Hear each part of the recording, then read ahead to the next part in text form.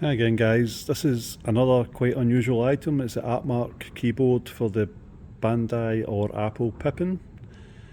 Really unusual peripheral, quite hard to get a hold of, and the console itself is quite hard to get just because it's really limited in numbers, and this add-on was quite expensive even back in the day. So what it is, it's an extra keyboard add-on, and let's see if I can do this.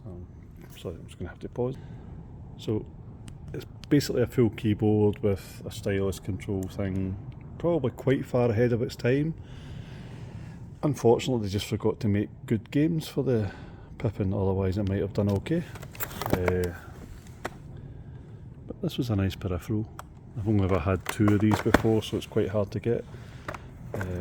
Machine's not really remarkable. It did have Marathon on it, Super Marathon, which was a game Bungie made before Halo, and when you play it you can really see where a lot of the Halo stuff came from, but other than that the machine's purely for collectors and not that interesting.